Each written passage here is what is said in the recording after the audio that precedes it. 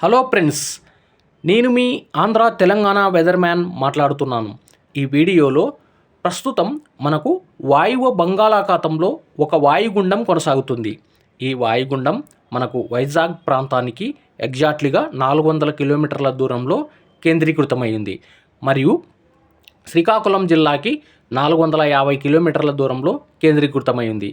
ఇది వచ్చే 24 గంటల తర్వాత మనకు దక్షిణ ఒడిస్సా వైపు వెళ్ళే అవకాశాలు కనిపిస్తున్నాయి. అంటే పారదీప్ ఈ పరిసర ప్రాంతాల వైపు వెళ్ళే అవకాశాలు కనిపిస్తున్నాయి. ముఖ్యంగా మనకు పలాస ప్రాంతం నుంచి అంటే శ్రీకాకుళం జిల్లా కానీ, మనకు విజయనగరం, మనకు వైజాగ్, అరకు, పాడేరు ఈ జిల్లాల్లో దీని ప్రభావం భారీగా ఉండే అవకాశాలు కనిపిస్తున్నాయి. అంటే వైజాగ్ ప్రాంతము వైజాగ్ నుంచి శ్రీకాకుళం మధ్య ఉన్న ప్రాంతాల్లో మాత్రం ఈ వాయుగుండ ప్రభావంతో భారీ వర్షాలు నమోదయ్యే అవకాశాలు కనిపిస్తున్నాయి.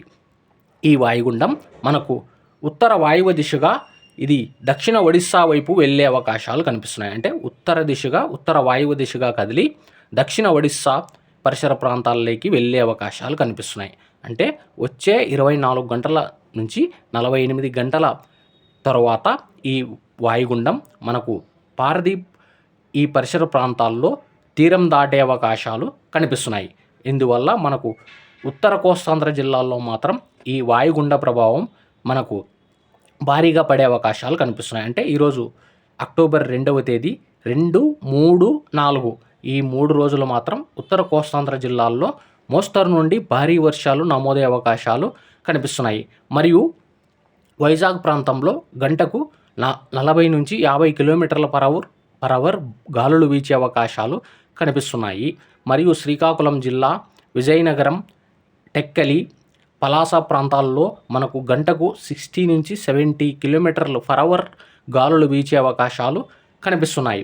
మనము మిగతా జిల్లాల విషయానికి వెళ్తే, మధ్య కోస్తాంధ్ర జిల్లాల విషయానికి వెళ్తే తక్కువ వర్షాలు నమోదయ్యే అవకాశాలు కనిపిస్తున్నాయి. మరియు రాయలసీమలో కూడా మనకు వచ్చే 4 నుంచి 5 రోజుల వరకు తక్కువ వర్షాలే నమోదయ్యే అవకాశాలు కనిపిస్తున్నాయి. ఎందుకంటే మనకు ఈ వాయుగుండం మనకు తీరం దాటిన తర్వాత ఛత్తీస్గఢ్ ప్రాంతానికి వెళ్ళి మనకు ఉత్తర భారతదేశం వైపు వెళ్ళే అవకాశాలు కనిపిస్తున్నాయి. అందువల్ల మనకు ఒక మధ్య కోస్తాంధ్ర, దక్షిణ కోస్తాంధ్ర జిల్లాలు, రాయలసీమ ప్రాంతాలు మరియు తెలంగాణ జిల్లాల్లో మాత్రం మనకు రాబోయే 4 నుంచి 5 రోజుల వరకు కూడా తక్కువ వర్షాలే నమోదయ్యే అవకాశాలు కనిపిస్తున్నాయి.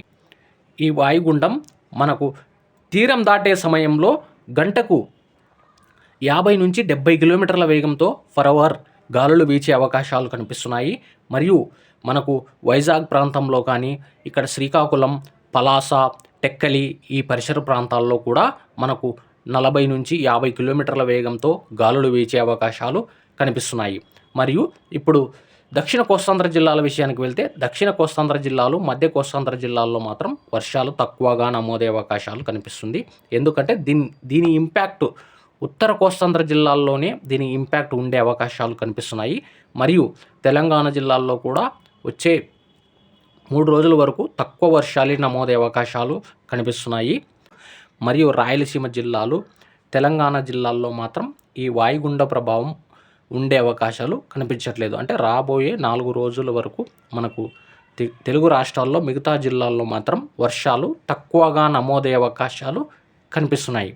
ఈ వీడియోలో ముఖ్యంగా మనము చర్చించుకున్న అంశాలు చూసుకుంటే, ఈ వాయుగుండం దక్షిణ ఒడిస్సాలో తీరం దాటే అవకాశాలు కనిపిస్తున్నాయి. మరియు మిగతా జిల్లాల్లో మాత్రం తక్కువ వర్షాలే నమోదయ్యే అవకాశాలు కనిపిస్తుంది. ఉత్తర కోస్తాంధ్ర జిల్లాల్లో మాత్రం మనకు అక్టోబర్ 2, 3, 4 ఈ డేట్ల మధ్య మాత్రం భారీ వర్షాలు నమోదయ్యే అవకాశాలు కనిపిస్తుంది. ఇది అండి ఇవాల్టికున్న వాతావరణ పరిస్థితి. ఈ వీడియోని సబ్స్క్రైబ్ చేసుకొని లైక్ చేసి షేర్ చేస్తారని కోరుకుంటున్నాను.